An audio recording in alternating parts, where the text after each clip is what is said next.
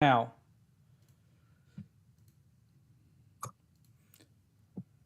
Alrighty. Hello, everyone. Welcome to the Arete podcast. And today, I am joined by probably the best example of serendipity by social media. I'm joined by the rock band again. And this podcast is brought to you by OMG CBD. If you're located in Columbus, Indiana, they can take care of all of your CBD and OMG needs. Talk to Sasha, the owner. She will get you set up. If you're not in the Indiana, Columbus area, you can check them out at omgcbd.biz.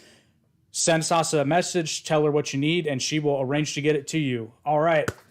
So, like I said, we're joined by the rock band again. We have Virus, their vocalist. We have Ego on guitar, and then Setse, who is on bass. Welcome, guys. How are you? Good, man. Thank you for inviting us. It's really cool to have you here. I mean, you contacting us was really cool because I've been following your podcast. So it was like a double fan crashing thing. So thank you. I just appreciate you guys coming on because, like I had told Virus, I had a guest set up for today, but he had to cancel. And then I just randomly messaged him. It's like, what the hell? Might as well. And then he was like, yeah, sure. We are your rebound girl? That's what you're saying? Well, it turns out, like sometimes will happen, the rebound girl ends up being a lot cooler. So no disrespect whatsoever. I was gonna message you. I was just waiting because I already had a guest, and I didn't think you'd be able to come on the day after. But fortunately, you are, and then it ended up being really cool. Well, happy to be here, man. Happy to be here. Awesome. So when we were kind of chatting before the other guys got on about kind of like your musical influence, and I was reading the information you sent over, and it's like it makes perfect sense because when I listened to your stuff, I got like a little bit hint of glam rock, but there's definitely some harder kind of metal vibes, and it all just kind of mismatches in a way that you wouldn't think would work, but it actually works really fucking well. Thank you. Well, we come from three different backgrounds. I started in a dark, ugly record label phase a long time ago in a boy band. So people don't realize that it's a job when you're in a record label, when you're a kid. So they tell you what to do. Ego, I mean, he can talk for himself, but I will do the little introduction. Ego has been playing with, I don't know, 5 bands that probably 4 has been mainstream in Latin America. His last band, Delta, that they can both go to hell. I don't love them. He does. I don't give a fuck. Setse was in a massive, huge band in the 90s, 2000 called Resorte. And then he got a big success with another band called Dog. And we've been friends for a long, long time. I mean, more than 10 years. Because we toured together. In a point, Ego was my producer. Setse and me will be always being friends. Never even thought about playing together. And suddenly after COVID, Ego got the idea to make a power band. That is funny to say power band because for America, we're not a power band. We're just a new band, right? But for Latin America, we decided to do a power band and here we are, right? 3 friends doing everything. I like Meshuggah, right? I like the mathematical hardcore. Setse, he can go from funk to hip hop. And well, Ego can tell you his influences, but it's a merge of everything that we like with our own style. Like I said, just absolutely awesome. Now, I'm sorry, my memory is terrible when I'm on a live podcast. So, Ego, Virus was telling me yesterday that you are originally from Mexico. Is that correct? Mexico City? Yeah, actually, it's the state of Mexico. Mexico City is like the city, like the big city. I live in the suburbs.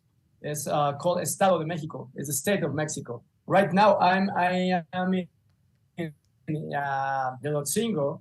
It's a place where it's a lot of woods. It's a lot of nature. So we mostly composed everything from again here in the woods, getting all the inspiration from the trees and from the sky and from the birds, and it's a rock city. Absolutely. So what is the rock scene like in Mexico and even Latin America as a whole? Because, like I said, I imagine it's at least more than a little bit different than it is in the States. To be honest, it's really, really big. Here in Mexico City, you have every week you have a different big concert from bands from another from Mexico, from Latin America, but big concerts. So it's happening. Rock and roll, rock. It's getting back, I think. That's good to hear because, again, Virus and I were talking before we went live, and we were talking about how right now it's definitely not that rock is dead. It's just that it's very underrepresented in, the mainstream, particularly radio play. But thankfully, the internet hasn't killed radio, but it's definitely dealing it a death blow. But I personally am hoping it comes back with a vengeance because I miss being able to just turn on, at least where I live, turn on a rock station and just be able to like whatever I'm hearing on there, generally speaking. And we cannot just blame the mainstream. If we go back to the 2000 when the mainstream rock started disappearing, let's remember how crazy the demands of legends like Limp Bizkit were. Remember? I don't know if you remember that big case when they needed to stop concerts because the rock star wasn't helping the people, right? I think that the culture of the rock star changed. It's not about sex and rock and roll anymore. It's about doing what you want with the freedom that rock brings to you. And I think the culture changed. And it's a good change. Sadly, with the mainstream realize that they can put a guy, whoever you want to call it, right? I'm not going to name names because then you say a name and they think you're enemies of bad talent like Bad Bunny. And then, I know. But he's good in his own mind. But the thing is, he's cheap. He's cheap because it's him and a guy that presses the button and he thinks, well, he performs, right? So what that happens is cheaper that 5 roadies, 5 guys, drummers, wives, two bosses. So it becomes cheaper for the industry and the mainstream to use solo artists, right? That fly a whole crew. Our crew right now, the 3 of us plus our drummer that we bring as part of the band, and I will talk to you about it later, is Robin Diaz. And he's playing with Candlebox live. The guy put a lot of power to the band when it comes to live shows. But it's like 35 people, right? So It's when you realize that the mainstream needs to bring all that people for every concert and every show. And this is a small crew. There's rock bands that they have 200, 300 people working in every show. So I think that at the end of the day, find the mistake, follow the money. You know what I'm saying? Yeah, but what I would say to that and why I would, and again, I'm not in the industry, so correct me if I'm wrong, but if people want to see something, they will pay to see something. But unfortunately, what will happen, and it's happened in movies too, it's happened in Hollywood, is the big industry will push certain things because, like you said, an artist like Bad Bunny, which, by the way, it's funny you mentioned Bad Bunny because I have like a raging hatred for Bad Bunny. So I laughed a lot when you were talking about him like that. For all the reasons you said. But I like the first time I heard him, I'm like, why are they pushing this crap? But then so many people listen to it. But my theory is that the only reason people listen to it is because they're told it's cool by the marketing machine and then they buy into it. Definitely. Yesterday, there's a new artist that I had a big, okay, let me explain a little bit our chemistry. Setse is the unconditional friend that it will go to do whatever it takes to make you happy. And Igor and me, we've been friends for such a long time that we're like an old married couple that hate each other but can't live without each other. So we talk about everything. And in the morning, usually our conversation starts with "Hi, how are you?" and at the end, like, "Yeah, whatever." And we were talking about this new artist called, what is the name of that little skinny bitch? Peso Pluma. Peso Pluma, lightweight. Peso Pluma is the number one in Spotify reproduction in the Latino world right now. But if you have, he's been like that just for around 3 weeks. 2 years ago, nobody knows him. Nobody knew him. Nobody. And now he's the top number one artist. He's been like that for 3 weeks. It's like, what? And his music is like double. What? You know, it's... You can say it, Steiner. I mean, you can say it, go. It's a piece of shit. Why? But it's a disruptive matter. That's what it is. And people want disruption nowadays because if you put reggaeton or whatever, urban or whatever Bad Bunny is playing, you have 200,000 people doing the same beat with the same line saying bleep, bleep, bleep, bleep, bleep, bleep, right? They're not creative. Reggaeton and the urban is so easy to replicate.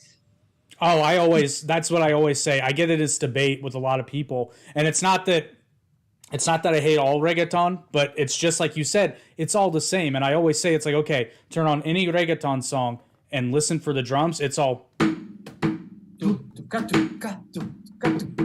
It's all the same. Now, it's a catchy beat. It's a catchy ass beat, but that's the reason. But, and I draw the comparison.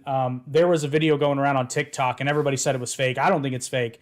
It was showing a live performance by the artist we mentioned before, because I don't want to throw too much hate on the wagon. Bad Bunny? Yeah, that one. And let's call him BB. Let's call him BB. Double B. Yeah, Double B's performing. And that sounds like an OnlyFans page. I mean, eventually I think he'll go there, but anyway, he's performing, but because he's got his headset in, he can't hear that his auto-tune filter is off. Yeah. In the video. Now, see, here's the thing. I don't know if that video was real, but I'm a big research nut. I don't like to say things unless I'm sure. So I did an internet deep dive and I found videos that he uploaded to his own YouTube channel where he's recording and it sounded the same because he's recording. Don't take me wrong. The guy is disciplined, knows how to follow rules. He doesn't know shit about fashion, to be honest with you, right? But he knows the system and knows how to play it. He's like a good politician that is following the rules to become in a good position. And I get it. Don't take me wrong. As a person that is a hard worker, good for him. The damage or the aftermath of what he creates is what is really bothers me, personally. I don't know about the band, but personally, I don't think that he's giving any contribute to society at all. And if we go back to Zeppelin, right? I'm gonna go back old school, right? Zeppelin, right? Doors. I mean, Jim Morrison is considered the American poet. That's his nickname. What name we have for BB or for Peso Welter, whatever his freaking name is? What are we gonna have them? The worst off? And that's what we need to understand. I don't consider myself a good singer. I don't. Even we joke a lot because there's parts of some songs that they haven't been released that they're gonna be in the album that Ego sings that part. And a lot of people that listen to it, our A&Rs, our legal team and everything, they're like, "Oh, you sound really good here." And even Ego told me when I started, they listened to you and they said that over there I'm just out of tune, right? He messes with me like that. I don't consider myself a great singer, but I want to understand what is going to generate our lyrics. Our lyrics are not just to sell. Our lyrics has to create a feeling, audience. Yeah, and that's going to separate rock from other genres. I mean, don't take me wrong. If somebody tell me right now, you know what? Take me wrong. Somebody tell me right now, will you stop making rock and go and make a reggaeton album featuring Bad Bunny? I will say, no, give me a guitar, right? Because I think your soul is where you be. But again, everybody's got to look for themselves. I'm pretty sure uh, all these artists, their pockets are deeper than ours now, right? But that's what they bring you happiness. At the end of the day, they'll I'm sorry, I'm diversing. Of course, I'm the singer. I talk a lot. But the other day, we met a band on TikTok. That the name of the band is the Unity. I mean, those guys is the woman is playing the guitar and singing, and the drummer Hutch, Sophie's the singer, and the drummer Hutch is that's the whole band. Imagine the White Stripes were turned around and playing hard metal. And they're awesome from Long Beach. Awesome. Hello to them. And I was playing one of the songs. He playing his streaming were some kamikaze. And I told him what it was about. And the guy actually started crying. You know how big it is for us that he understood, make a connection with the story. He told me, thank you, man, because I've been thinking many times in my life about suicide. And this made me realize that I can go on. You know how big that is, man? And I swear to you that every time any other genre sings, give me, hit my ass, they don't feel that. You know what I'm saying? I mean, probably somebody's smacking a butt over there, but you know, so we care about what is gonna generate to society with our lyrics. I don't even curse. I curse more in real life. I don't curse not even once in the whole album. I'm surprised. Yeah. Well, that brings up a nice little segue because again, I was talking to you yesterday. Out of the singles you guys have released, I think Kamikaze is probably my favorite. But you said there was a hell of a story with that. Well, it's a tough story, but I wanna engage this. First of all, thanking my two bandmates when I told them what I wanted to do. My dad killed himself in front of me when I was 12. So I was just lucky enough to get into that exactly moment when he did what he did. And it took me years to recover from that. And it made me better and it made me tough. And it took me a long time to forgive him and forgive myself. But when you're growing up and you see something like that, you get two options. You can go real bad or you can go real good. So when it was the time, and probably it's one of the last songs in the albums, we were working with another friend of ours, Gasu, from a huge legend band called Amantes de Lola in Latin America. They are considered the band that changed the grunge in Latin America. Can you believe that? Like in a pop way. In a pop way, yeah. But you see, he always gonna stay the culture of again. I love that. So I was working, I tried to make Kamikaze, and it didn't work out. So suddenly, Ego is like, get away. He went to the studio by himself. Then he calls Setse, and we're recording here in Paramount Studios in Santa Monica. I'm in the house. Setse goes there, record the bass, and he told me, come and sing again. And he gave me the opportunity to actually express the whole 4 last minutes of my dad's life in the length of the before he killed himself. And I think that now it sounds like a sad story, but it's not, because now at the end, every time that somebody played that song is 4 minutes extra of my father's life, if that makes sense. So my dad is alive thanks to my band and to the people that plays it. So there you go, digging deep. I'm not gonna lie, I got chills when you were laying that out. That is, that's what it's all about, though, isn't it? Yeah, communicate, change lives, fulfill your engagement of pain till it becomes a memory and a smile, because that's what life is about. I mean, we could sing about being me girls and beers, and that's totally valid. We all love Motley Crue. We all love Motley, right? But in this moment of time, we are survivors of a pandemic.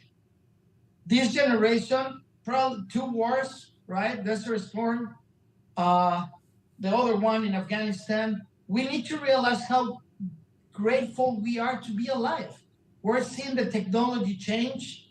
We're seeing so many things. I mean, right now we're in two different countries and three different states, talking like we're in a living room, and we need to use what we have to make the best of it, not just to make money.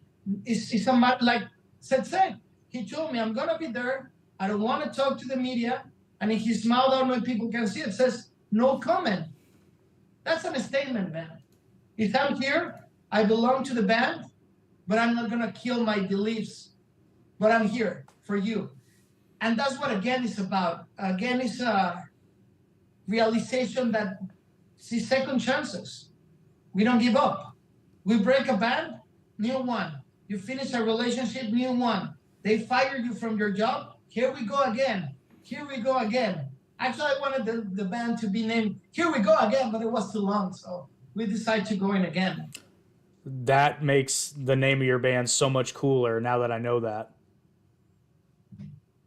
Thank you, man. Yeah. That's awesome. That's awesome. But you did bring up we are in two different countries and two different states in one of those countries. And it does tie into what we were talking about earlier. Like, one of the technology is great, but one of the side effects is sometimes people can use it to become lazy. And that's what I think, at least my personal belief, is a lot of music that's out there now. Listen, when you can make an entire album on your laptop with a okay microphone, like with the right tools, this is a $30 microphone. With the right tools, I can make a studio quality album with the right software and knowing how to use it. But when you can make an entire album on a laptop, it just, you would think that that would cause the cream to rise to the top, because if it's that easy, anybody can do it. But to me, it seems like the opposite has happened. Well, if we're gonna tap that, now you woke up the beast. I love AI, but I hate AI. Why? Because I think the people build it. Just humans, we've been selfish for all the history of the world. It's usually people think, oh, they want more money. They want the girl, right? Helena, right? Destroyed Troy, right? Because she wanted to be in love with one guy.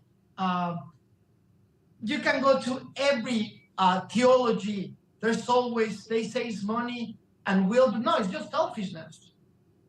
Right now, the people that are designing the AI to make our life easier, they're not thinking the damage that they're gonna create to the next generation. My generation read comic books, read books. My friends' generation, youngers, they don't touch a book. They don't. They do. And I'm going into the simple facts. AI is being a run of our lives since we were talking when I was sending the text to the guys. It's an AI that is correcting my spelling. Right? You go to an ATM and you put your code, and it's an AI that it just become trendy. But now it's easy access to everyone. Have you heard I know these guys have, because we've been talking about these new songs generated by AI? Yep. There's a lot of songs generated by AI. Awesome songs, actually. Yeah, well, because you're carrying the name. If I do right now an AI song featuring Jim Morrison, right? With I don't know, Bob Dylan, right? And with the drummer from Led Zeppelin, it's gonna be awesome, because we're gonna listen to whatever, because it got the brand name of Jim Morrison. It has the branding. But the problem is, we're never gonna have other doors. We're never gonna have another. I'm not gonna. I need to say it, right? Because I don't want to. Another Michael Jackson, right? We're not gonna have, because AI is taking that space from reality. Exactly. So there's not gonna be new artists. Go ahead, Igor. You know all these things. Cheers. We're gonna. There's not gonna be new talent because everybody is gonna be like, how it's gonna sound Elvis Presley with Nirvana, and you put that in the AI, and you're gonna sound Nirvana music, but with the Elvis Presley voice, and everybody's gonna be like putting all that stuff. There's gonna not new talent is gonna be buried, at least while AI is in the hype, at least. And you know what is so awful about that? That people are not doing it for the goodwill of creative. They do it to get a like, to get a heart, to get a little present in TikTok, and that's cool. Don't take me wrong. But we need to stop being so selfish and think about the collateral damage that our ideas create. Because when we do that, Facebook, Mark Zuckerberg did it because it was a good way for people that didn't have the systematically and psychological alert to talk to a lot of people, could do it behind a keyboard to communicate. Now Facebook is a beast that didn't realize how much it changed for the bad, for the good and for the bad. But the issue is when we go to the selfish of the investors. Then we go to the selfishness of the banks. And the banks is ruled by the same thing. So every idea becomes so corporate that when we realize it's just for our own benefit and not for the benefit of society. And something that I like about, again, and our friendship and the people that are following us is that we believe in just enjoy the moment, take the best of it to help us to go with our lives. So for now, I'm going to nick myself like the AI of music because we create for them pocket. So it's a that we need to learn how to control. I don't know if the audience, hopefully, if they have the chance, they can go and read the book 1984 or the book I, Robot. The movie's amazing, but read the book. It's like 80 pages. And they will see how was written by Asimov, right, in I, Robot, it's happening now. And Asimov has been there 50, 60 years. But the resolution of that is what's going to society. Right, Sase? I love the guy. Just say yes. But you see, you walk up the beast, man. I use AI. Meanwhile, the human factor is still involved. It's involved. When the human factor is withdrawn from the equation, game over. Welcome Judgment Day with Skynet. Skynet. There you go. Welcome Skynet to our lives. Yeah, I a lot of people don't believe me when I say at root I'm an idealist, or an optimist rather, not an idealist. I think you're exactly right. I think there's going to be a very dark period where AI just encourages people to be lazy. But I think that spirit, the spirit of independence that I believe humanity just has as a species, and kind of that, like rock and roll spirit, that renegade spirit of like, nah, I don't want to go that way. I think that will eventually come back, and then AI will become just a tool again. But it's happened with the smartphones. We're not coming out of it yet, but I think there is going to be a time when people get tired of looking at screens because it will become so ubiquitous with everyday life that it will no longer be special. And then as a species, we'll seek our dopamine hits from somewhere else because the screens and the technology will become as commonplace as, like books used to be. Yeah, I mean, hopefully,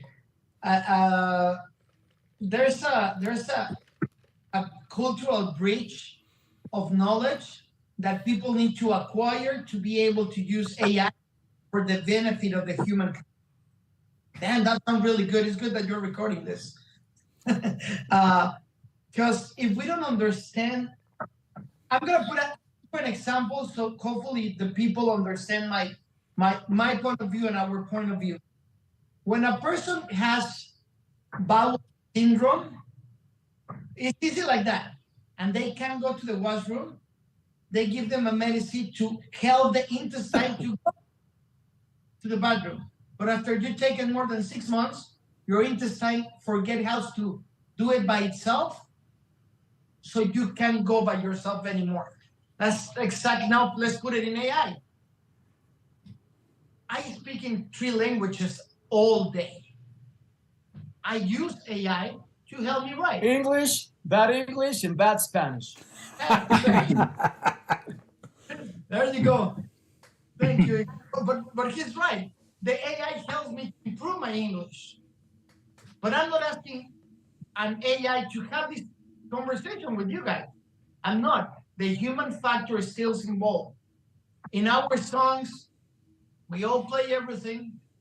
We all did everything. Of course, there's an AI that generates the volume of my voice, right? That is a plug-in that industry has been using for, I don't know, 20 years. But the human factor is still involved. So meanwhile, we understand that the human factor needs to be involved, there were safe. But that's just my 2 cents. I don't know. Nope, I couldn't agree more, because it's like it just like with all technology, it's inherently not good or bad. It's how we use it. But when it's used as a tool, it can make wonderful things and enhance things that are already great, like you said. But it's your voice that you recorded, and you're simply using a piece of technology to amplify it so that the mix is more appealing to the human ear. And that's correct. I mean, people might not know that the first automatic cars, no stick, they were created for handicapped people. So it's a different kind of a smart intelligence, right? That was created to control the clutch and the acceleration of the car. But you still need the human to drive it, right? But I mean, I can't go. Have you heard Tesla? That's the issue. But wait, Tesla have the weight in the seat, and you need to program the destination. The human is involved. And if something happens, it gives you a warning that gives you the time to react. So the human still has control. But when we come to a car that we just jump and drive us, like this amazing new brand that is like Uber and Lyft, but everything is electrical. I've been seeing the cars around in LA. I mean, it's not as scary, but again, the aftermath. My brother used to say, don't worry about the problem, worry about the aftermath. Because the problem, you can solve it. The aftermath is already created because you didn't solve the problem. The other day, I was reading some comparison between AI and fire. Imagine when humans discovered fire, they were like, everything is gonna be burned. That's bad, you know? But it's how you use the fire. You got me? It's like AI is how you use it. It's a tool. Right now, it's dangerous because it's something really, really new. All people is like, oh man, I'm gonna be worthless. My work is not gonna be worth it anymore because AI is gonna do my work, you know? And the comparison is like with fire. People discovered fire and everything, and everybody said fire is gonna burn everything. It's not. It's how you use it, I think. That's a really good metaphor, because fire's a great metaphor, because fire, when you control it, it set humanity up for success to eventually just travel to and arguably dominate most, if not all, of the planet. But when it's out of control, it's one of the most dangerous things out there. So yeah, that's a very good metaphor. You guys remember the movie, I think, I love movies, by the way. Like, I can go deep in movies, but I don't know if you remember this movie, Demolition Man, with Wesley Snipes, Sylvester Stallone, and Sandra Bullock. I think it was 1994, maybe, I don't know, maybe 2000, I don't know. I'm not good with the years, but it's a joke in the movie when she's saying, hey, I want to have sex with you. And he's like, hell yeah. And they just he put a helmet in the head and they have sex. And when he's like, no, this is right, and trying to touch her, She's like, what are you doing? And that's the issue. Following what you're saying, Jay. But the uncutted movie, it was a helmet on a dick and a dildo. Just kidding. Anyway, so the problem is that the next generation is gonna get to the point that they think that sex AI, using the example, is just gonna put a halo, and they're not enjoying a lot of things, man. And I'm not an old guy that's like, you need to go and play outside right now. I play video games, right? And I'm still controlling the person. We're gonna get to a point if we don't. A lot of people, and Ego and me were having this argument. As you can see, Sensei doesn't argue at all. He's a perfect band team. He's a perfect teammate. Sensei is a perfect teammate. He plays the main, got a unique sound, and he never argue against us. There you go. You see? We should speak in English all the time when we're with Sensei, so he can't argue. He's understanding everything that you're saying, but he doesn't. I know. My point is, we need to control the AI to prepare us for the aftermath. If somebody over there is really young that think that I'm stupidly crazy, humor me and go and watch Judgment Day, right? Humor me and watch iRobot with Will Smith and Arnold, right? I'm not talking about an old movie, a Western movie, right? With Clint Eastwood. Just watch that and then see that everything that we live is been already put in movies and before that in books, because the imagination of the man, it was pushes the next generation to make things possible. Right now, I'm looking at a phone like Star Trek thought about it 50 years ago. And some kid thought that and pushed it till he managed it because it's based in a Star Trek. But we need to keep dreaming, keep generating, because the only thing that separates us from any animal and for every alien species, that Ego can talk about that more than me, I don't, is the creation of life. Narrative stuff. There's a book that I love, a comic book, so I'm not that crazy. It's called Hero Quest. That the universe is gonna get destroyed, and Green Lantern, his statement is, if you destroy everything, we're not gonna have theaters, we're not gonna have music, we're not gonna have a painters' lives are gone with AI. Yeah. Painters' lives are gone. We're never gonna have another Rembrandt. Well, it's really hard to have another Rembrandt, but you know what I'm saying? We can. That's it. Or maybe we do, but it's gonna be in his house, in a corner of his house, painting his own paintings, and people will never know about those paintings because the paintings from AI, let's be honest, they are super cool. They are really, really nice. I mean, yesterday I was looking at some paintings that AI did.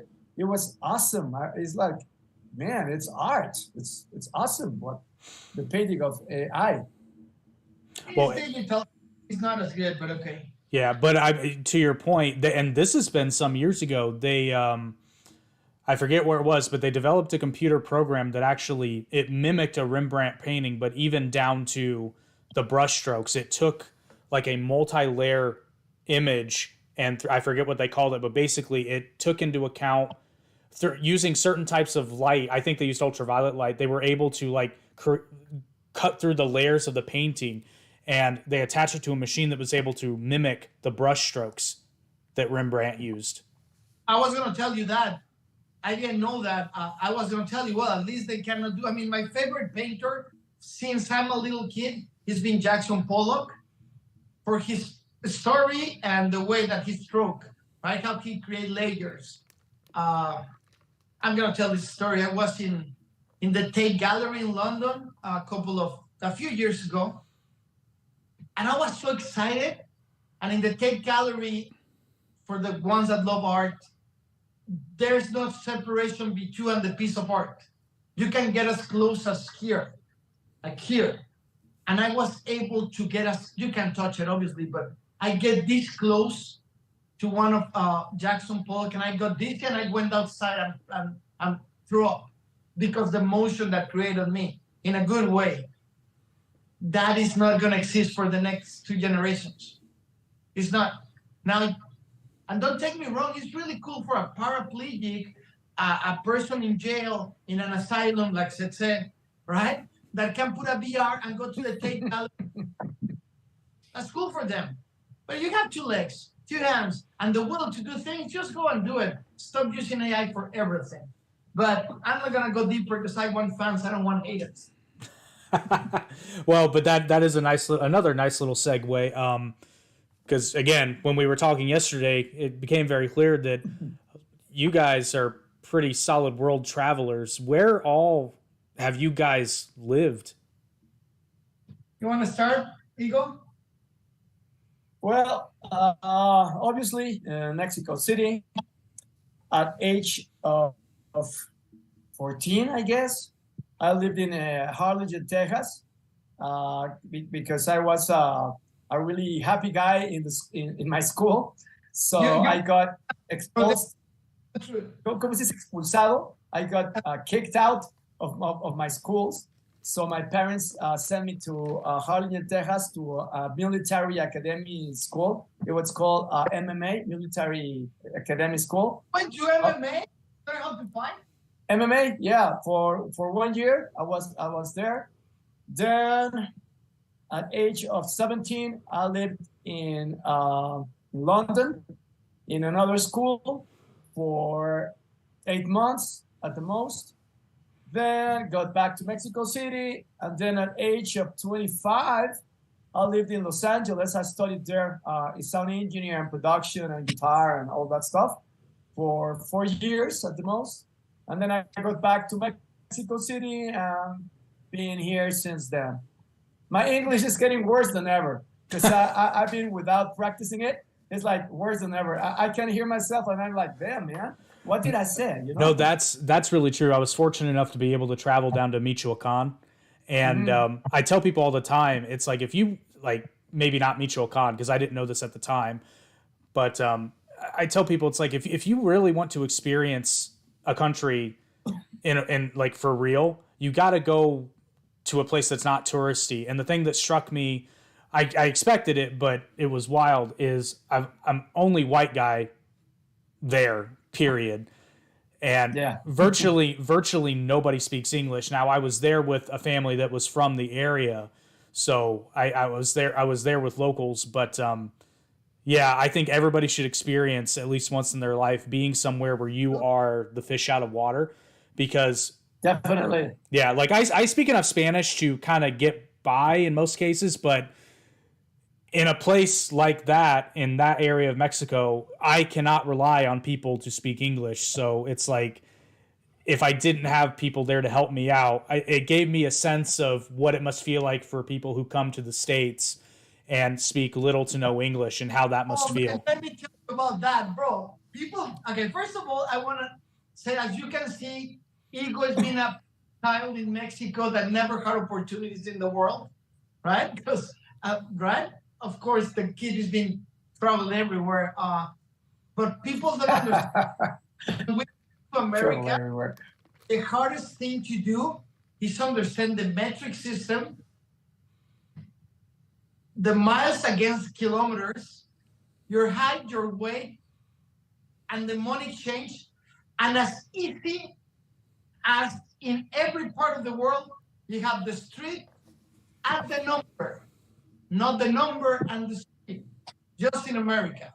Don't take me wrong, I've been living here 10 years now, and I will tell all that, but it's the hard thing to do for me that I started here in PSU, and I've been living here 10 years. When somebody give me directions to get,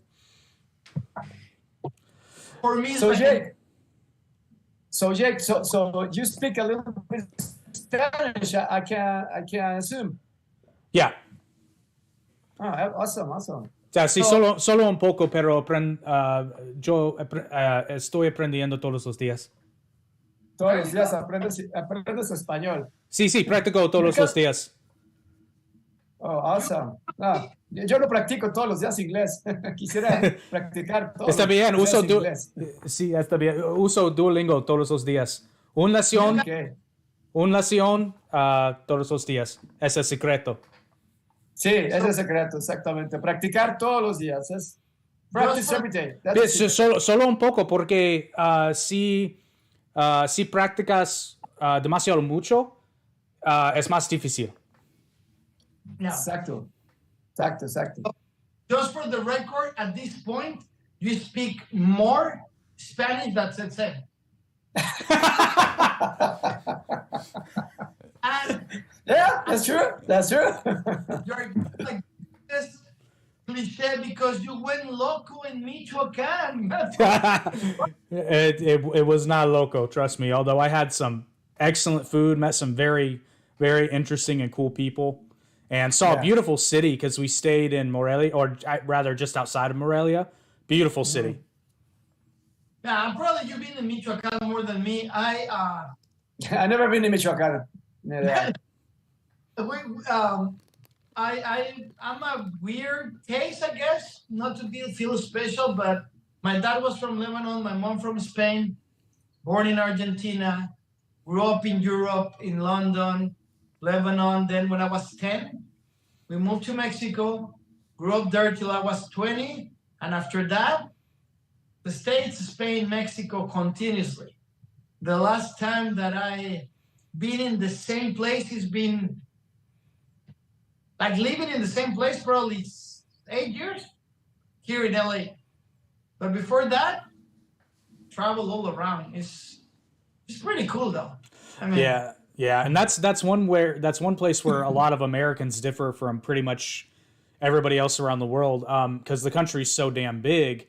A lot of people don't get, especially when you compare it to like Europe. Mexico's a little bit different, but a lot of Europeans are really confused as to why Americans don't travel outside the country as often. But you have to understand, like the state I live in, Indiana, is almost as big as France, the entire country. In fact, I think it might be a touch bigger. I'd have to look at a map.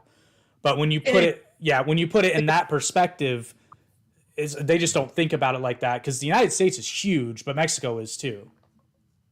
But first of all, hello to all the people in Indiana. We still love Larry Bird. We still believe that he was the best 33 small guard that played in the NBA, right? So hello to you guys. So what you said is right. I mean, USA has so variety of people, because you go to the West Coast and it's Mexican land with Latin America. I mean, I was talking to a friend from Guatemala. He's a guy that plays in a regional band, really famous band, and told me he posted a picture. He was eating tacos, and he's waiting for his O1 visa. I told him, "Stop eating, dude. You're gonna be too fat." He's like, "Yeah, but I don't want to go over there and not being able to eat." So what are you talking about? I go outside in LA, in the area that I live is Marina del Rey, and I can yell in Spanish something, and 60% of the people around the whole LA know what I'm talking about. But if I go to the East Coast, right, we don't have to go that far. Boston and New York are two different countries. So it's like Indiana, it was created by people from Netherlands. The colonies were from Netherlands. So it's so vast and different America. I was really happy yesterday. My older brother decided to drop what he was doing. He got himself an RV. And he said, "I'm just going to go around the country for 2 years." You're crazy? That's freaking awesome, dude. I mean, it's like touring without the responsibility to, they're actually jumping stage. And I think that's pretty cool. And you can do that in Europe in 6 months, because it's really small, really small. You can drive. I wish I could say, "Hey, I'm going to take my car right now and go to Indiana to visit you." What would it be, like 3.5 days of driving? 3 to 4, well, probably 3.5-ish. If I want to go from Spain to France, I just take the train a couple of hours. That's it. Yeah, from the north end of France to the south by train is about 3 hours, I think, and that's a slow train.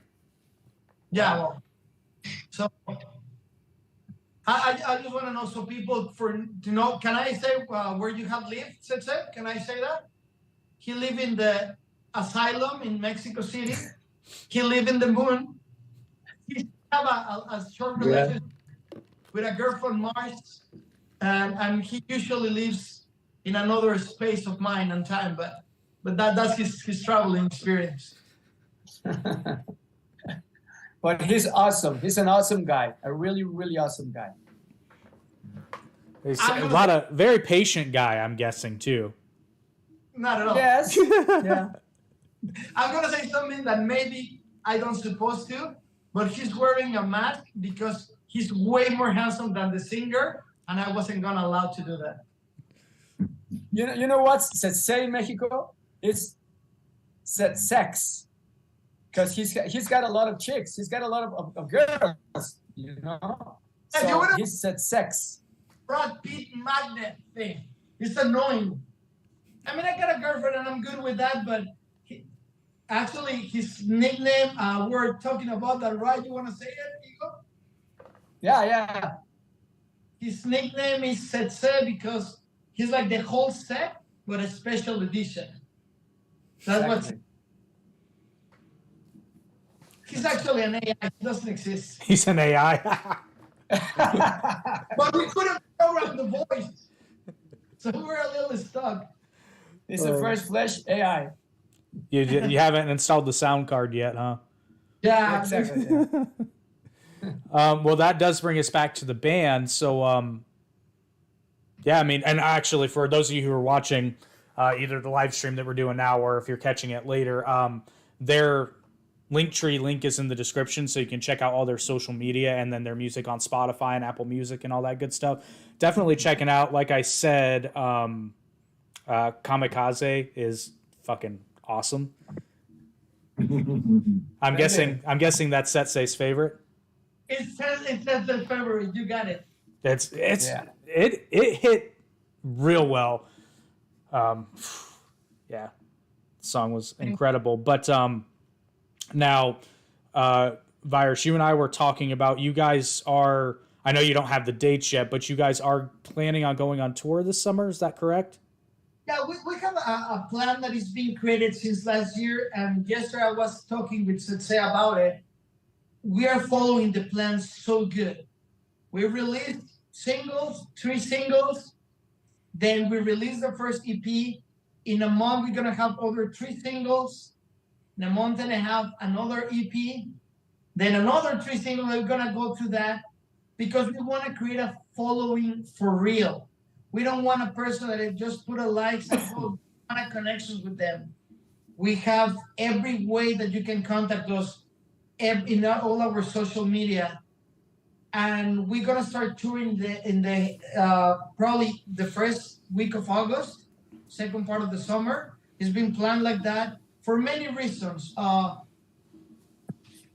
Ego and Setse are finishing summer first in Mexico. Their visas is already authorized. We're just waiting for their O1 visa because we don't want to mess with the IRS. Are good with you? So as soon as they get here, we're going to rehearse a little bit. Something that is beautiful about this band, that we rehearse because we enjoy hanging with each other. We don't need to rehearse because we be perfect. It's because it's cool to rehearse with your friends. Ego, like some people that have been listening all the time, if not, you're welcome to ask him. He's the sergeant when it comes to rehearsing. Everything needs to sound like the album, and I love it. Don't think I love it because he gives us our space to rest and everything. But when we're together, we rehearse 4 hours a day together because we love it. Again, if you want to be in the NBA, you train to be in the NBA. You just don't wait for the moment to come. You need to be ready. So as soon as they come here, we're gonna start touring the street. We're being ready. Our management, Rodrigo International, David Firestone in Beverly Hills, Neville Bengali in London. I mean, listen to that. We're a band that has been together for 6 months, and we got managers in 3 parts of the world because people are believing in us, and I'm really thankful for that. And everyone that listens to the band can feel that we are just real. If you don't like us, it's okay. If you like us, this band is for you. I wish that's not gonna happen, that everyone in a concert could have a microphone and sing with us for real, right? Because it's their band, it's their show. So we're gonna start touring the strip, and then we have I can't say it now, but we have hopefully we can close a big invitation for a huge band that they're gonna tour. They're touring, they're huge. My favorite band, right?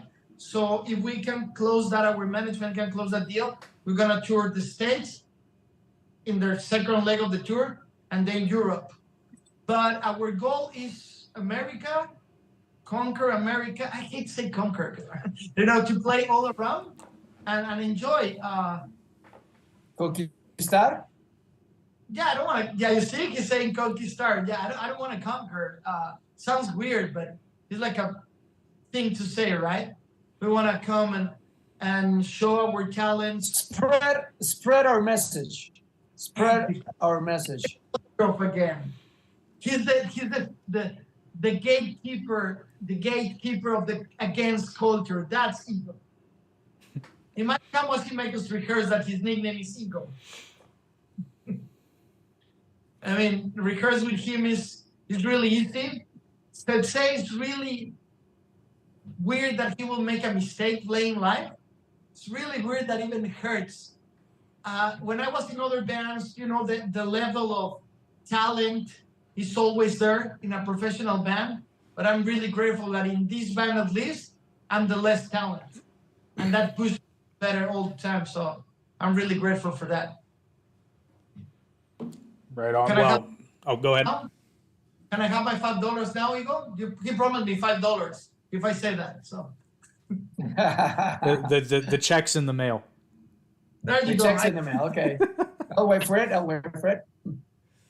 Oh my gosh.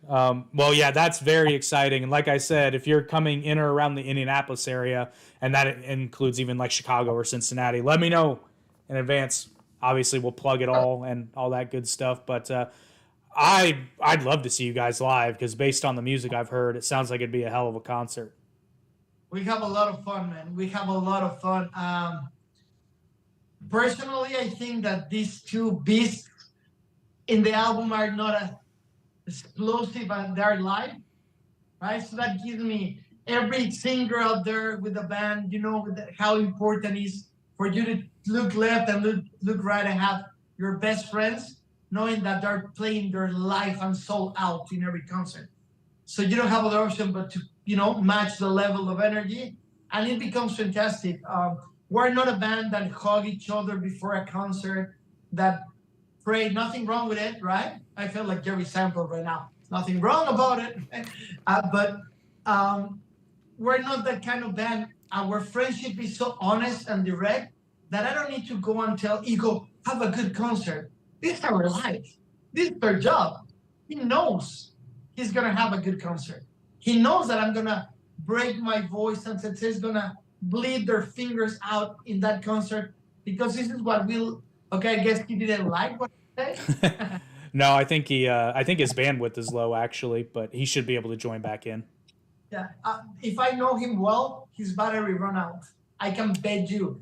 I bet you dinner when we're touring over there that his battery run out. I know him. I mean, that was really nasty, but you know what I mean. Oh no, there he is. Hey, Ego. Sorry, my internet is not that good because I'm in the middle of the woods, so it's like whatever. No, you're fine. No, you're fine. He was betting me that your battery had run out. Every time his signal is really bad. Every time that we're rehearsing online or talking, it's always my battery's dying, guys. So I thought the battery was fine. Nah, it's all good. It's all good. Like I said, it's real loosey-goosey here on the Arete podcast. So to kind of get into the nerdy side of things, what are some of your guys' like musical influences? Because I have some ideas, but I want to hear your thoughts on it. You want to go first, Diego? Yeah.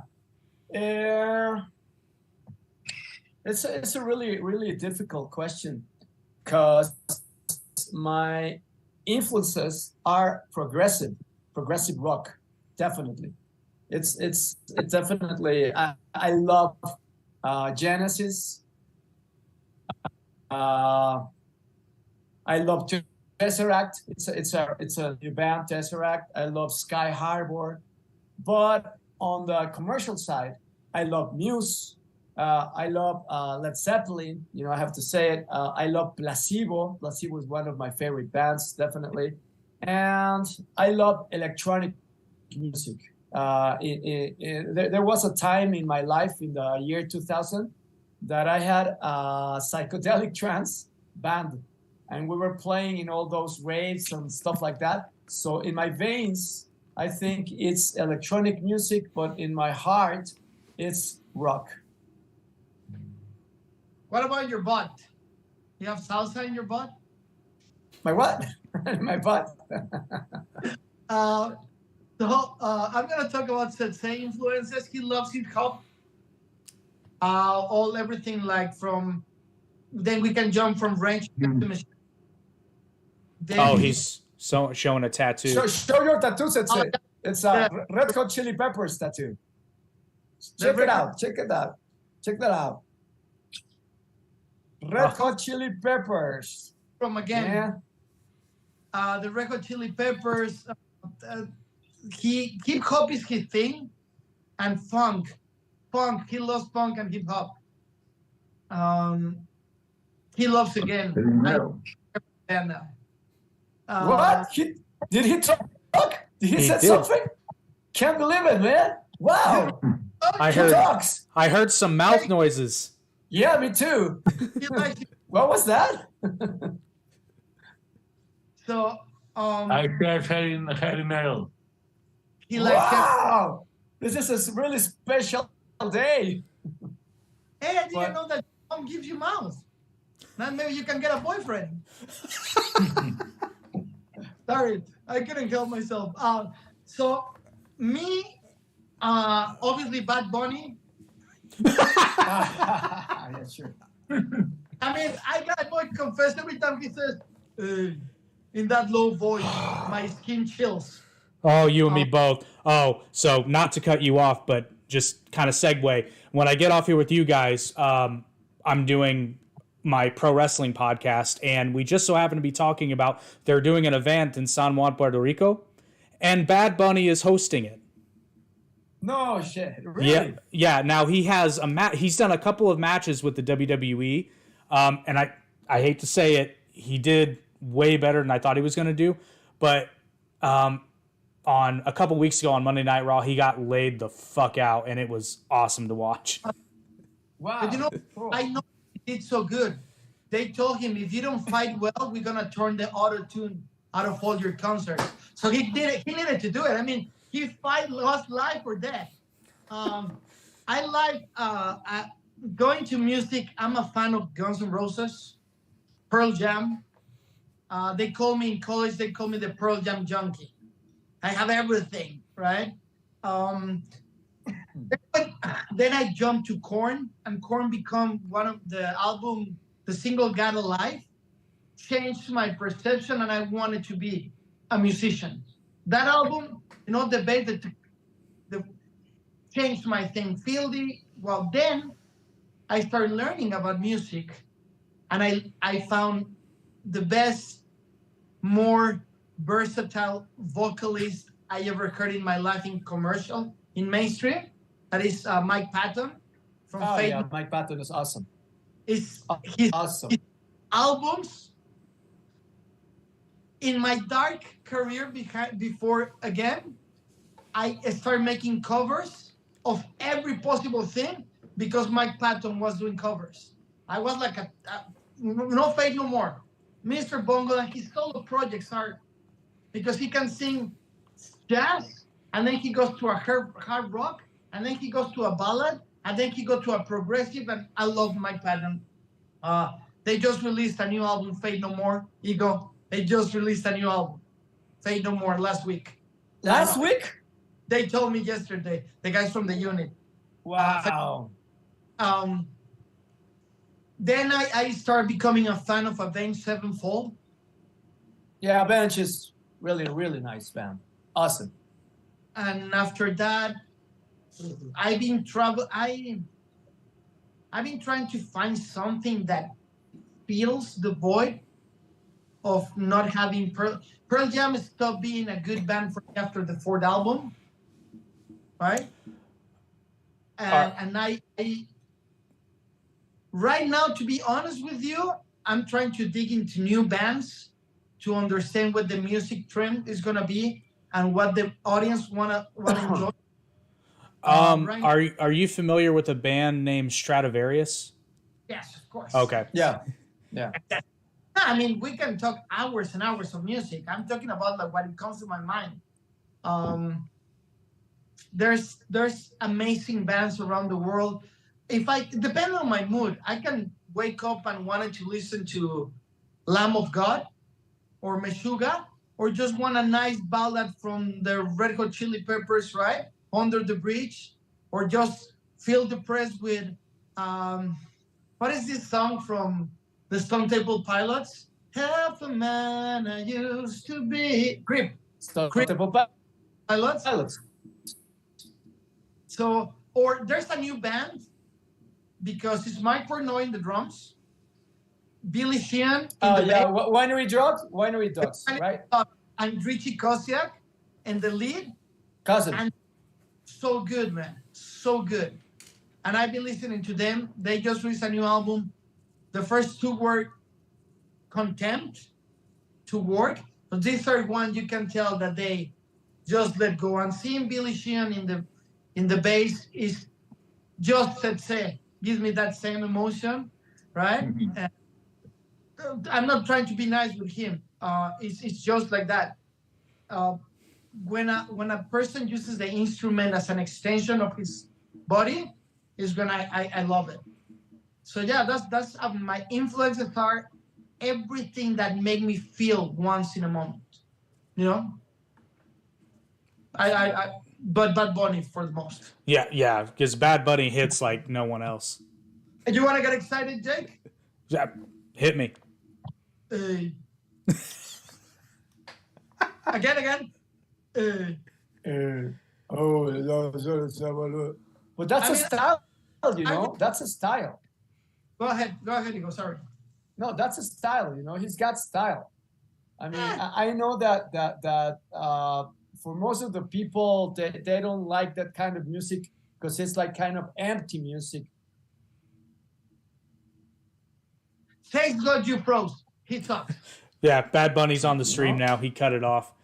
What I will say about Bad Bunny, it's like, you know, I will say, like, I don't, more than anything, I just don't understand his music because I don't understand how it's popular, but it obviously is because people are paying money. It's just, I've yet to be able to understand the why.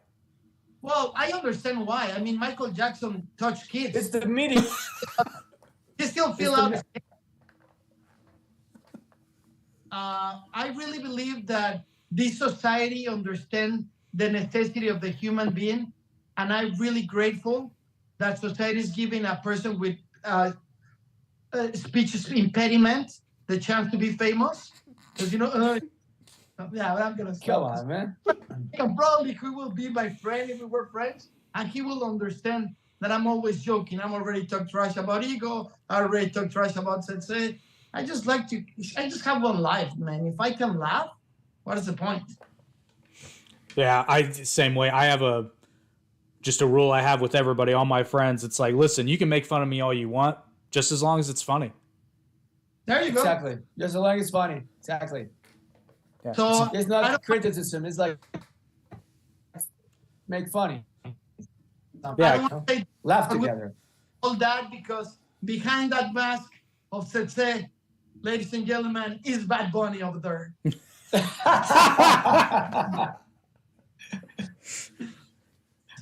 Sorry, said sorry. It'll be awesome. It'll be awesome, man. It'll be awesome. That's why he talked like what? You know, behind the mask. Oh that's my fun. God. But hopefully people like what we do. I mean, our songs are to enjoy yourself and feel. Try to feel. There's a single coming out called Macbeth. That's gonna be out. Oh yeah. That is Ego's favorite song. That is a weird song. I love that song. When he sent it, let me tell you the process how we make the songs. What are you doing today, Ego? I'm making a song. Okay, what it's about? I don't care, I just feel it. What note it is? I don't know. What is the tempo? I don't care. I'm just feeling it. So he sent it over with no melody, not line. That's my job. I need to come with the rhythm, the pace, identify the song, and put the melody and the lyrics. At the same time, he sent it to Setset and to the drummer. We send the tracks back to him. We meet in the studio. With our demos, we meet in the studio. He does his magic, and we have again. So when he sent me Macbeth, I told him, what the hell is this? Literally, I told him, I don't like it. Didn't like it at the first time. And I told him, I don't want to record this. This is too crazy. That is one of my favorites. And I told him, this is too heavy because he told me, try it. It took him around 3 weeks. Usually when he sent the song in 2 days, we're ready to record. Torn, it took me 1 day, to be honest. But this one took him like 3 weeks of, are you ready? Are you ready? I told him, send me another one. No, till you are done with this. So he's the sergeant. They're like, no, I don't want till you're done with this. And then I make the lyrics, send it over. He told me they suck. He sent it back. And I go like, can you try them, please? He told me, do it again. You're out of tune. I go like, yeah, I don't understand the song, right? I send him again, and he told me, okay. He sent it to Setse. We met in the studio. We all record again. And when I finish the song, I go like, dude, you're really good, man. You should produce Bad Bunny. Okay, I need to stop. But that song is really good. And there's another song that probably is the most fun in the whole album that is called Kiss and Die. And it's the conversation between the client and the prostitute, and how the client is trying to heal the pain of a broken heart, and how the prostitute is using his intentions to make money. So that conversation is really interesting because I always have this, what needs to be done into your brain for you to sell your body for personal satisfaction? I always have that thing in my mind. So we wrote Kiss and Die, right? Kiss and Die, because she's kissing him, but she's dying for every kiss because it's not a real kiss, it's just a physical matter. But the song finished really good and sounds kind of Motley Crue, right? So I love the beat, and it's a good song. So it's almost a morality story in disguise. Not really, because I don't believe that. I really believe that a girl that works out, gets dressed, and works every night till the morning is most freaking disciplined and have better morals than me. Maybe doesn't have the morals that we're expecting for her. I should clarify. I don't mean moral. I used the wrong word. Not so much a like this is right or wrong. It's not. Strippers will hate you. Who will hate me? I say strippers will hate you if you don't. That's okay. Actually, fun fact: I've never actually been in a strip club. Okay, now we know what we're gonna do in Indianapolis. No, there aren't any good ones here. Oh, we really? I don't know, but I wouldn't be surprised. But I shouldn't have said morality, but like, because I don't mean in the sense of like it's right or wrong, but like you said, every time that she gives a kiss for money, it's not real, and thus it chips away a little bit of her essence, of her spirit every time. So, but you're doing it in like a Motley Crue fun style. this segment is sponsored by the Red Leopard. The lyrics, just the lyrics, just the lyrics. Oh, just the lyrics. Yeah, just the lyrics. The music is totally different than Motley Crue. Totally. Just kind of the lyrics things. But Gotcha. you see, I love that he keeps the game culture. You see, he doesn't let go. And that's good. To have a gatekeeper of your sound is really important in a band.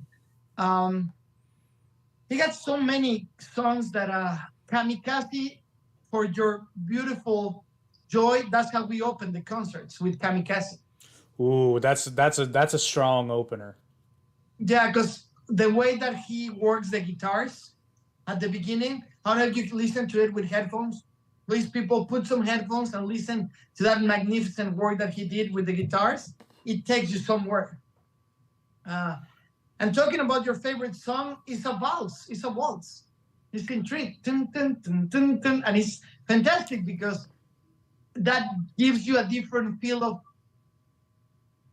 peace, inner peace, but with the power of the emotions that we're feeling in that lyrics. I mean, Kamikaze, for those that don't know, that's the way that they were naming the Japanese fighters in the Second World War, that when they realized they didn't have ammo anymore, or their ship was damaged to the point of no return, they preferred to hit them. Crash the planes. So, and that's an analogy in life. When you don't have more ammo, and you're so hurt, you let yourself go from life, and you attack directly, and that's a thing there. But it's a great song, man. I mean, it's not my favorite, I must confess. It's not. We have another song. Probably my favorite is Torn. That's what is the single. Because he can be the gatekeeper, but I'm stubborn. Torn, just to have two solos in one song and two verses, two choruses, double pedal, is my favorite song of the album. At this point, it goes with Days. You said Turned, right? Yeah. Yeah, that's another really, really good one. I will say Turned grew on me because the first time I listened to it, I'm like, okay, this is pretty cool. But every time I listen to it, I like it more and more. Thank you. Then Unborn and Free, in the process of building the album, a friend of ours tried to commit suicide, and he accomplished it, sadly. So we decided to write Unborn and Unbound and Free, because if the chorus says, my final note, because he was a musician, my final call, right? Because even he was in need of all his friends, he never asked for help, but he's finally, when he released from the human society pain, he's finally unbound and free. So it's a heavy song, perfectly worked by these guys to make it sound like a Stone Temple Pilots grunge with a power of, right? Double metal, Avenged Sevenfold kind of thing, right? So I like that one. And then the acoustic song. Can I say sorry, guys, about the acoustic song? Yeah, I love that one. I love that one, really. I mean, I enjoyed that too much, that song. You know that they didn't want to record it, Jake? I begged them to record it. It's so good, though. Yeah. I sent to them 6 times the demo, and they don't even listen to it in WhatsApp. It took that for me. I needed to contact a friend in Brazil to record the guitar for Ego to go like, oh, this is a good song. We should record. I go like, I've been saying that for 4 months. 4 months. It's the only song that I wrote before he sent the music. And I sent it to him, and I tried many people, because when you find the perfect combination, it's really hard to change. I understand perfectly good with these guys. For the people that have been watching, God knows that I can talk a lot. So they live with that. They like that. They go with it. So when I contact a guy from a band, DLD, Pijamo, a friend of ours. DLD would be like the Pearl Jam from Latin America, right? Because their style. And he's been playing with 25 years in the same band. Told him, can you help me? And he sent me a demo. Didn't work out. Then to another friend in Argentina, right? Say, can you help me out? Because I can play, but I suck playing. I mean, I suck. But till that I contact this friend, Mateo, that probably he's looking at it, in Brazil, he actually kind of nailed it. So then Ego listened to it, and he's like, oh, it's a good song. Let me record it. And I go like, fuck you, man. But that's the process of, again, it's an interesting album. Yeah, I'm very excited for it because, and like, you can't take it the wrong way because it ends up being nice. But like when you first mentioned, which actually I'll segue a bit more, I got really good vibes from you the first time. Like, you followed me on TikTok, and then I check out everybody who follows me, especially like I saw it was a band. So I'm like, okay, definitely going to check them out because I like to support, artists in everything they do because I'm not an artist and I'm jealous of all of you with talent. But I think you should support artists, right? And I listen to some music, I'm like, oh, okay. I hate to say it this way because it sounds bad, but I mean, when somebody sent you like, hey, check out our music, sometimes it's not very good, but very pleasantly surprised when I was listening to your stuff, and it was just like, oh, okay, these guys are fucking good. But Thank you. But I could tell instantly I liked your vibe because I can tell, like, it's perfect story. I'll give people kind of like the blow by blow of how we put all this together in a day, not even a full day, because I messaged Virus on TikTok randomly, and I was like, hey, you guys wouldn't by chance be interested in coming on a podcast? He's like, absolutely. When? I was like, well, don't suppose you can do it tomorrow, can you? Haha. And he's like, yeah, we totally can. I'm like, shit. So yeah. Within not even an hour, I had your press kit and was already putting together like little video shorts to let people know you were going to be on the podcast, which was a lot of fun. I love doing stuff like that. Doing that, man, it was really cool. We reposted right away. When you told me that, absolutely, I was on the line with our manager, Rodrigo, and with David. And I told it was serendipity that you say. I told them, hey guys, they're inviting us. And he's like, who are they? I say, you know what? I'm following him. Forget about it. And they're like, okay. Because let me tell you that Rodrigo, our general manager, his mom is the biggest ranchero mariachi music performance Mexican in the world. She's like the top for the last 15 years. So he grew up in that industry. So he's super cool. He's a friend of the band. We don't believe that he's the band, the manager, the agent. It's a family. So I was on the line with him. He's in Europe making some deals, and hopefully for us, not for the mom, right? Or whatever. I told him, and he's like, yeah, sure. Let me check. I go like, no, dude, I like the guys. The post that you did about the iconography about the Titanic. Oh Lord, yeah. My mind, because I watch the movies like that, right? And people, usually the general populace, they don't. So when you analyze the wardrobe and the royalty and why the gloves and I go like, thank you. And remember that you asked, I hope he won an award. And I right away I put you, he nominated. Yep. Because I'm a super nerd about that. So right away, I think what Tuset said, that I told him to watch Titanic with your comments.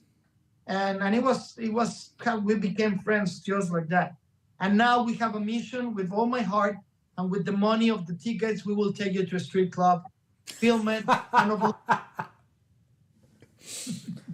oh God. That's hilarious, but yeah. With a Bad Bunny song in the back. There would totally be a Bad Bunny song playing, though. You know that. Like, you know it will happen. Song, I promise you. Oh yeah, I guarantee it. The first time that a stripper seen you and performed at her excellent job to support her kids or whatever she does, it will be Kiss and Die in the back. And I will be doing a live promise you to all our TikTok followers, I'll give you my word. Well, now you got to do it. But, oh my God. But yeah, like when you were telling me you liked the Titanic content, that meant a lot to me because I like to do deep dives and stuff like that. And I was adamant about doing that on our other podcasts. I was like, man, I feel like I have to do this because there's something there and I have to go through and annoy people with just reading way too much into it. So thank you. I'm glad that some people appreciated it. I'm pretty sure all your followers, we appreciate it, man. Yeah, man, hopefully people give us a break. The other day, Setse was checking. For people that doesn't know, Setse has his own brand of T-shirts in Latin America, not in Mexico, in Latin America, Galactic Clothing. Galactic Clothing. And he owns Galactic Clothing. And he owns how you call that, a service for audio and lights, like big thing, like big events, right? So yeah, you see he's looking something. And I totally forgot what I was saying. About Galactic Clothing. Yeah, before that I was gonna say something about Sensei. I totally forgot. And now you look really funny because you froze. Anyway, stupid drugs. My point is that I don't know what my point is, but I love you guys for following. But you didn't do drugs, man. I know, damn it. I'm taking a tea in my Star Wars. Dude, you should. Maybe you should. No, you know what? Something that's really cool. This is a sober band. I haven't put even a drop of alcohol in me in years. Ego either, and Setse probably is being clean for everything for 7 months. So it's a sober band. For real, man, for real. The whole team, everyone is sober in our band and in our crew. So for me, that's sober for 4 years or 5 years. Yeah, 4 or 5 years. For 10. So part of something That's it. He's been sober like for 5 minutes. 7 hours. 7 hours. Just kidding. But 7 hours probably. 7 hours. There you go. That's a galactic thing. Clothing. There you go. Now he's gonna start selling us. You see what I said? That damn it. Now he's gonna start. There you go. So he got Selling all his stuff, but he's okay. He's a really nice designer, cloth designer. He's a cloth designer too. There you go. Well, everybody be sure to check that out. You said that's all throughout Latin America? Yeah. And if you're a fan of Again, he will give you 10% off. I just came with that. You better respect it, Sensei. Mm-hmm. If you have a picture of this podcast and you send it to Instagram, Sensei Galactic Clothing, and you send a picture of this podcast, you will get 10% off after $5,000 of billing. I'm just kidding. 10% off. 10% off. That's good. Man, 20% off. 30% off. That's it. How much? No. Just kidding. Jake, you're gonna name it. How much you're gonna give off? That's your code in the clothing. How much am I gonna give off on the clothing? You gotta say the number. I say 10. Ego say 20. So it's on you. You need to decide. How about right down the middle at 15? There you go. 15% off of everything. And Sensei's killing us right now, but we're having fun, people. 90%. 90%? Oh, yeah, fuck. Pay from their salary, though. But you see... And if you know our real names, you get the cloth for free. There you go. Just kidding. It's such a joy to play with your best friends, man, in life. It's a real joy. I can tell just from the banter on the podcast that you guys are all really, really close friends. Just you can just tell when you have that kind of banter. But okay, who's the conspiracy theorist again? Is that Ego? Ego. A little bit, yeah. I like to read a lot of that. It's not. At last, you can tell it's not conspiracy. It's truth. I mean, and sometimes people think it's conspiracy because you've been brainwashed with all the media that they really like to put in your brain that is not the truth. I mean, nobody has the truth. Nobody in the world has the truth, the real truth. Nobody. But you will like to believe in what you believe, and conspiracy theorists, the more that I read, is the more that I believe in, because there's a lot of truth in that. So I like to read a lot of that. And I tell Max all the things that I read, and he's like, "Oh, come on, man, you're crazy." And then just wait for a while. 2 years later, I'm like, "Hey, man, remember that I told you this thing? Yeah, man, that's true." 2 years later. So that's not conspiracy. It's more and more the truth. What would you say is your most controversial one that you believe is true of the conspiracy? I love you, Jake. Go ahead, tell us why the moon doesn't. Please, Ego, why the moon doesn't exist? He's frozen. Oh, they shut it down. That's COVID. COVID, simply COVID, I read about COVID like 4 years before it was like a in the world. And then I told the people, "Hey, man, I read about this. It's everything. It's made up. COVID. It's a made up. It's not a really how you say enfermedad. A real sickness. A real sickness. It was made in a laboratory. I mean, right now most of the people knows that, but I knew that thing like 4 years before COVID was taken into the world.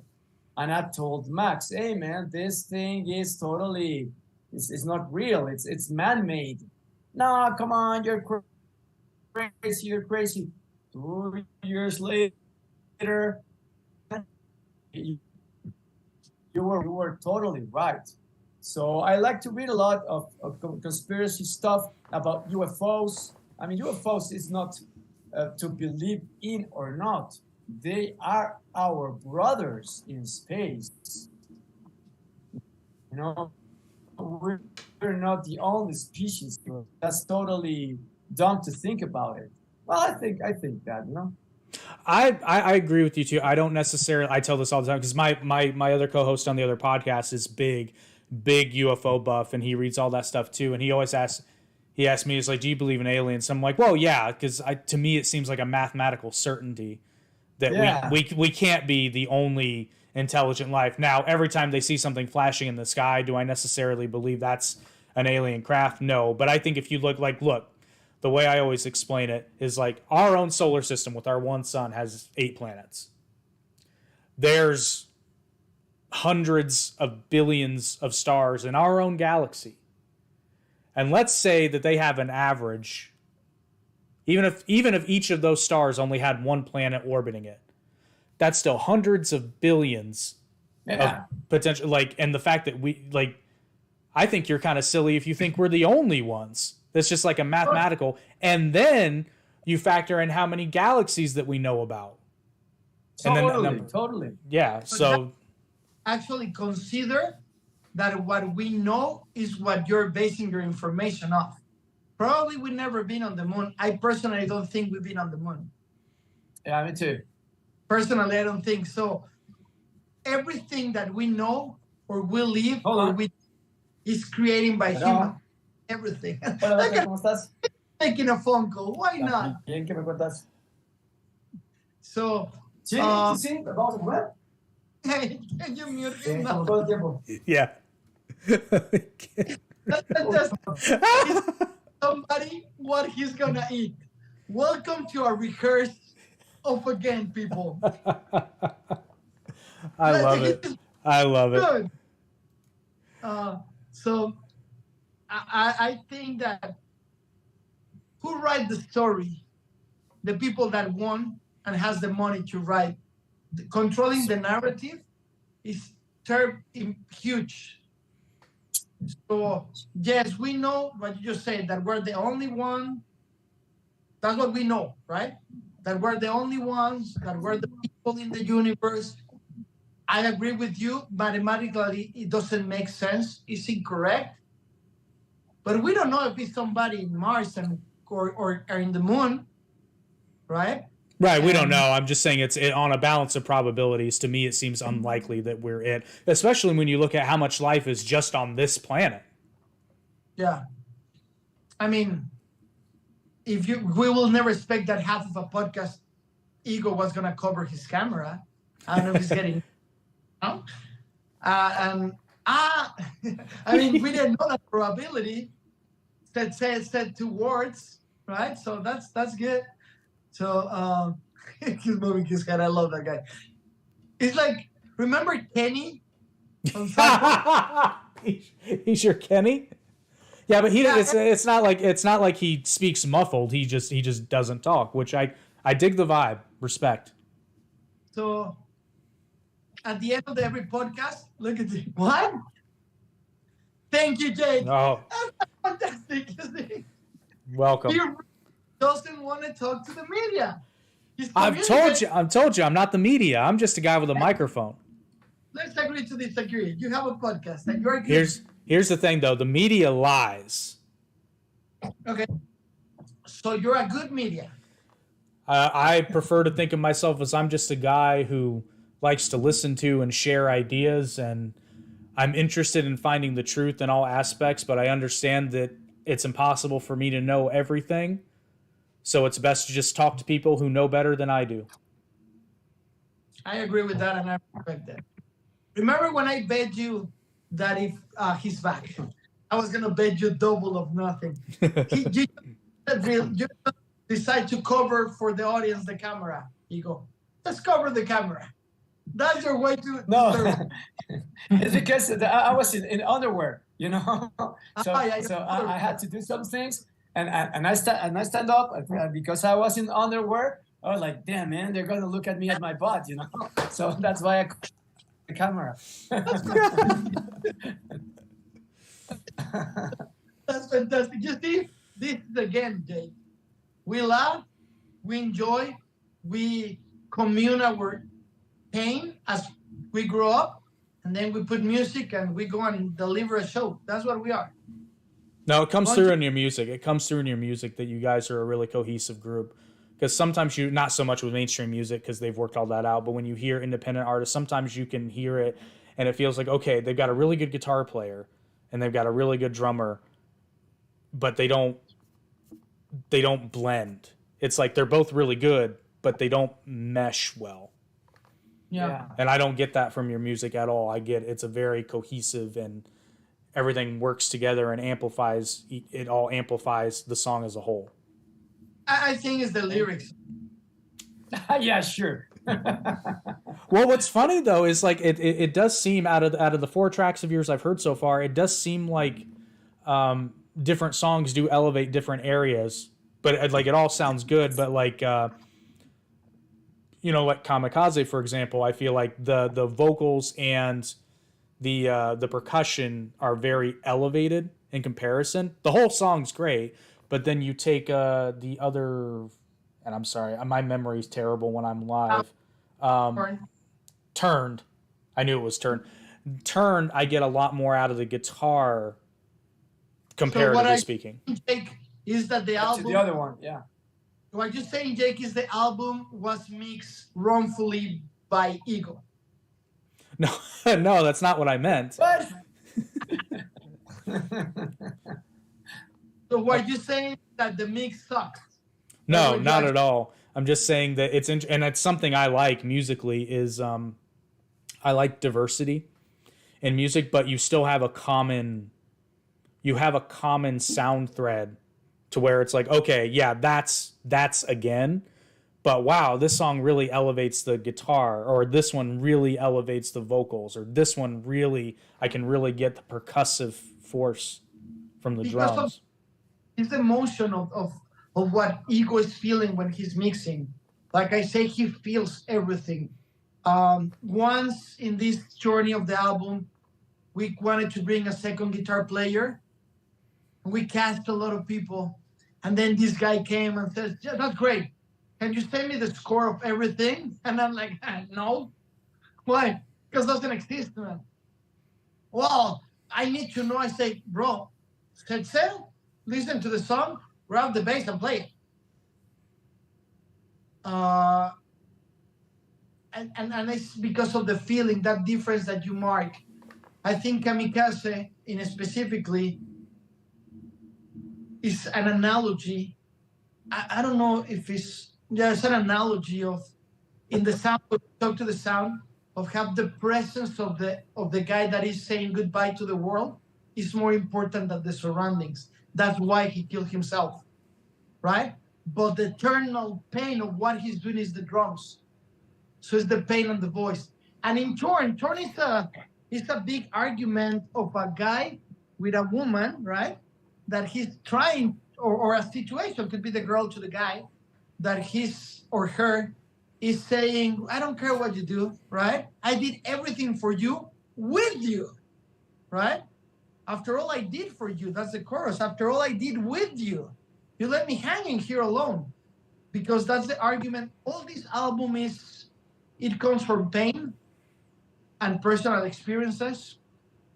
When we sit down, the three of us, and decide to have a band, I remember I told them that something that I love from Pearl Jam 10 is that they spend so much time trying to be a huge band that their best songs from 5 years, they put it together in the 10. You listen to the album 10, nice underwear, Ego.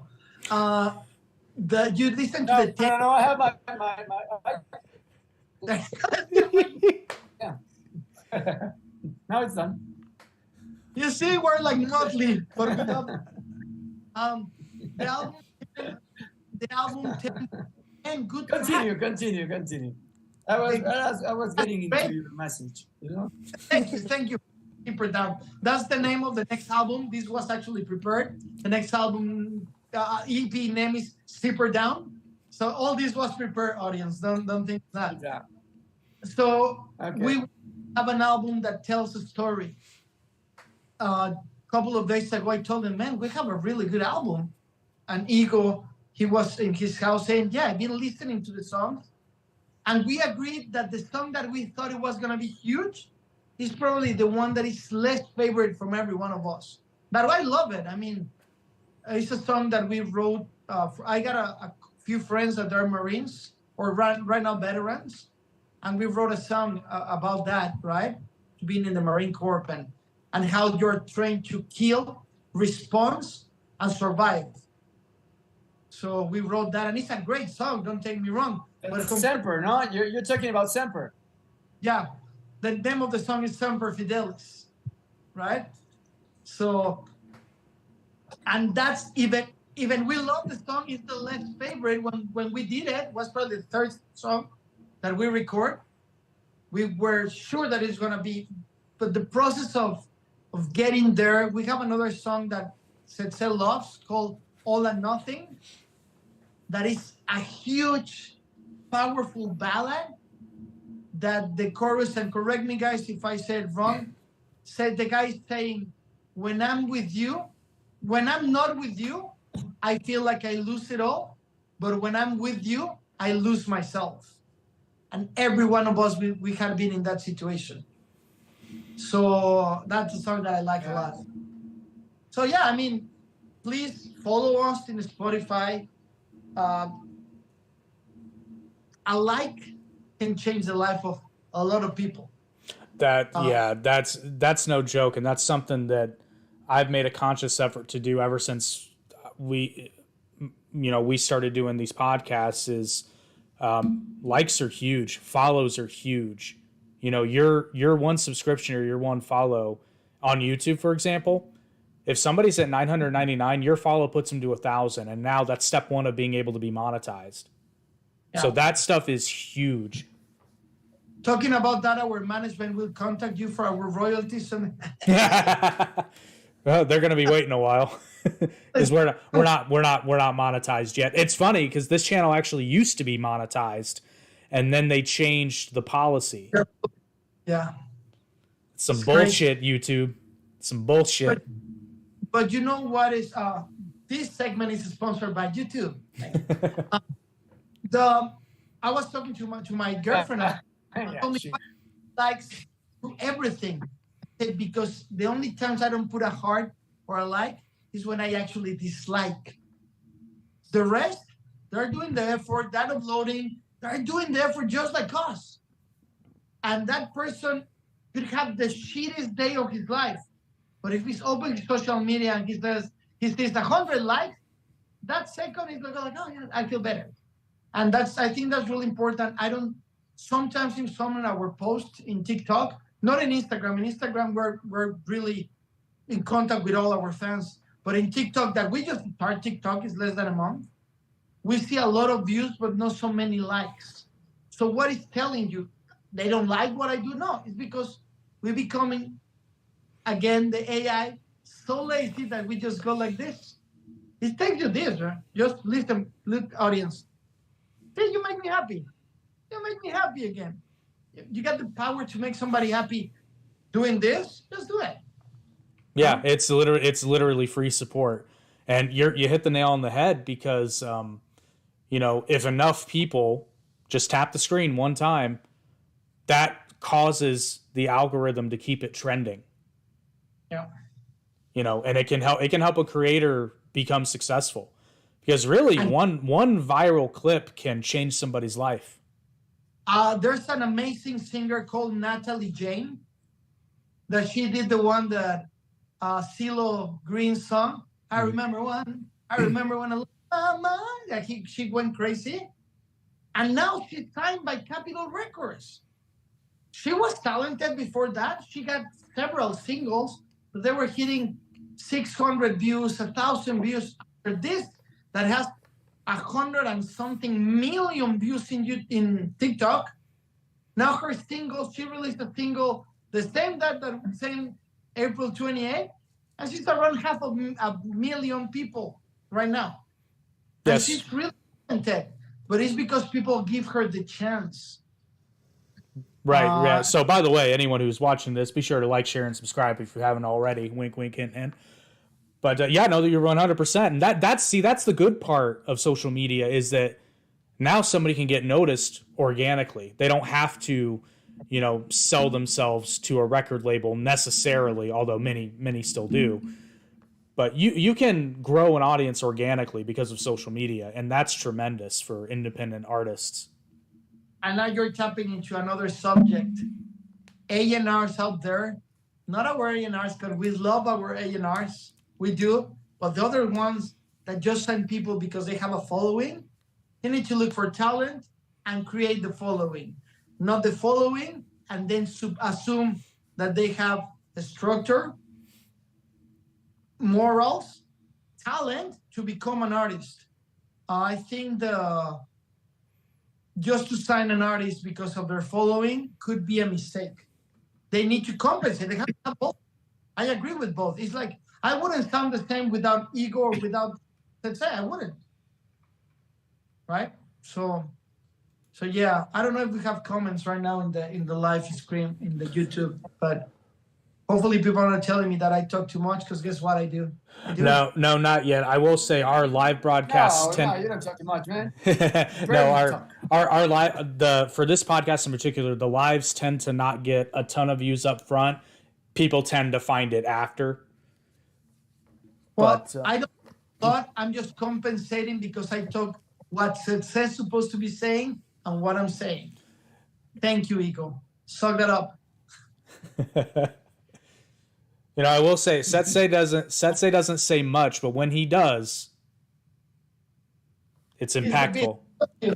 He's Kenny. He's our best friend. He's Kenny. Yeah. Oh my God, they killed Setsei. Yeah, man. So, thank you, man, for having a series. This has been a sort of relaxing subject. Yeah, definitely. Thank you for this interview. Oh, thank you guys, and would love to have you back on, especially before or during the tour, plugging the new album. Just let me know. I'd love to have you guys back on. You just want to go to the strip club for free. Tell the truth. Believe it or not, actually, I'm so not interested, and nobody's interested in the why. But like, long story short. Come on, we need to know why. So initially it just never happened, and then I just got to where I'm a pretty frugal guy. Like, I don't like to waste money, and I'm not into going somewhere and getting all riled up and then having to go home and do it myself anyway. Yeah, I agree with you. Of course, I'm just missing. I haven't been in a strip club in America. I feel like In America. man. I never been in a strip club in America. I swear. He was over 18. I promise. I'm just messing with you. I think that. Do you like kiwi? The fruit kiwi? Have you tried a kiwi? Oh yeah, I love kiwi. Do you like strawberries? Who doesn't? They're not helping me here. What is the fruit that you never tried before? A fruit that I've never tried before.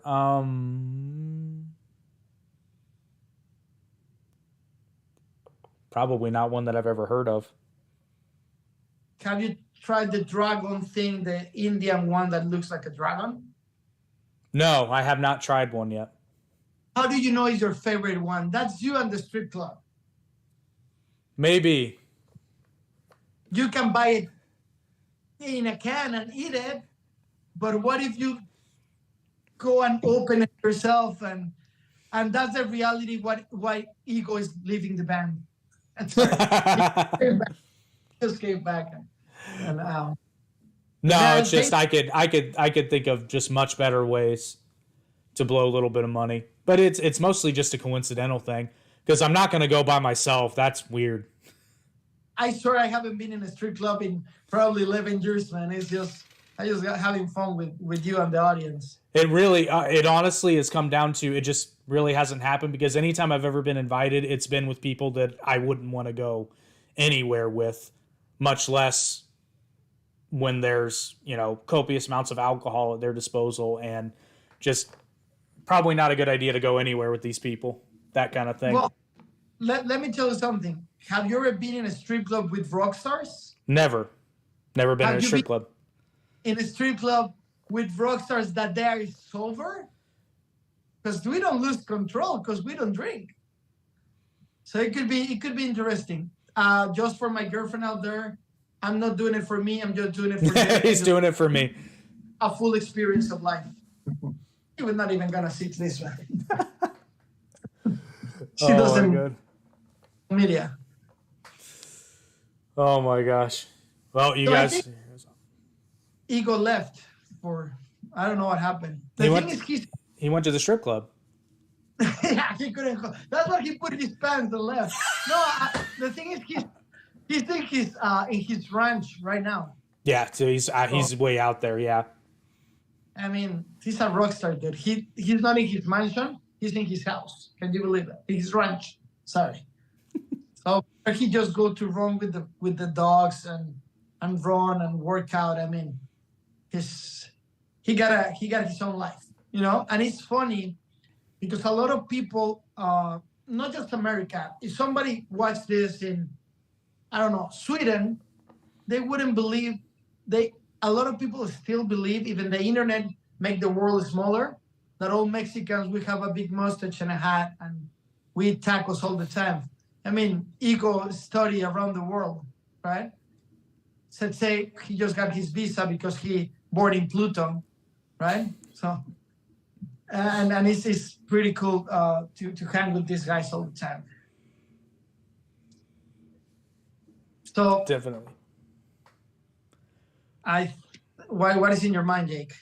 Oh no, I'm just wondering, anything else you want to cover, or you want to wrap it up, or because I'm good for the next little while. Up to you guys, but I think definitely answered all the questions I had about the music and getting the word out there. Thank you. About said throat. She's been talking a lot, and I don't want that. And it looks like Ego couldn't get back, but I just want to thank you in the name of the three of us for inviting us. Oh. The EP was released yesterday. The name of the EP is number 13. you can check it out. What is there? Follow our social media. There's a lot of clues what the name of the album is 13. And as we evolve for the tour, all the codes that are in every our covers, we haven't talked about this. Every our covers, our everything has codes on it. And when we start the tour, you're gonna have VIP passes and even fly from one state to another if you know the codes. And we're gonna be, as soon as the tour starts, in our websites and in our social media will be asked questions. And if you answer it correctly, you will be hanging with us backstage and going to strip clubs with Jake. Oh, shit. No, you guys are awesome. I hope you guys have an awesome tour. I hope the album does amazing, and I'm sure it will. Both of them. But Thank you. For now, I guess we'll wrap her up. And like I said, thank you guys again for coming on. Really appreciate it. And we'll have you on again for sure. Thank you. Will you have us again? Yeah, we'll have again. Thank you so much, Jake. You're amazing, dude. Thank you, Jake. Thank you, Jake. There you go. We'll see you soon. Yes, very, very soon. And well, thank you everybody for joining us again for another Arete podcast. Like I said at the beginning, you can see, or you can find, their link is in the description, all of the socials and places where you can stream Again's music, and you can support them. Make sure to like, share, subscribe, follow, all that good stuff. Same thing with the Arete Media channel. And check out the other podcasts we do, and check out OMG CBD for all of your CBD and OMG needs. And until next time, we will see you all later. Sure.